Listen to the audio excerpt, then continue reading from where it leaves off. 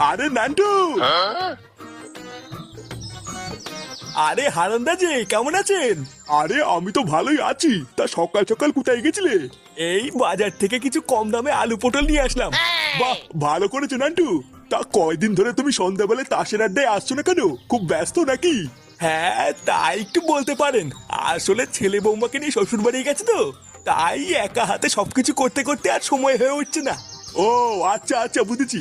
সময় পেলে সন্ধ্যেবেলে এক পাক এসো, তোমাকে ছাড়া ঠিক তাসের আড্ডাটা জমে না। আচ্ছা ঠিক আছে, সময় পেলে যাব।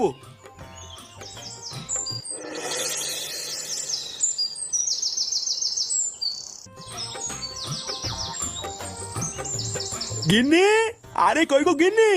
এই তো। উফ, লেওরা কি গরমে! এখনো শীত ছুরি হতে পারলো না, আর গরমও পড়ে গেল।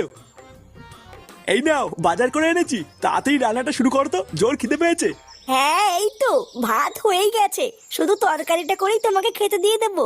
তা কি বাজার করে আনলে গো? আর বলো না, বাজারে খাওয়ার মতন তেমন কিছুই নেই। যাতেই হাত দিচ্ছি সেটাই সেটা ভাঙা দাম। তারপর শেষে গিয়ে কম দামে কিছু আলু পটল আর লাউ পেয়েছিলাম, সেটাই নিয়ে এসেছি। এই, তুমি সেই সকালবেলায় বেরিয়ে এখন বাড়ি এসছো কম দামের কিছু আলু আর পটল নিয়ে? হ্যাঁ, এই মানে গিন্নি, বাজারে এর থেকে কম দামে আর কিছু ছিল না গো। তোমার ওই কম দামের আলু আর পটল নিয়ে কি তোমার বাপের শ্রাদ্ধ দেবো নাকি? শালা, সেই কবের থেকে একটু মাছ খাই না, একটু মাছটা জানলে কিনা তা না, এনেছে আলু আর পটল।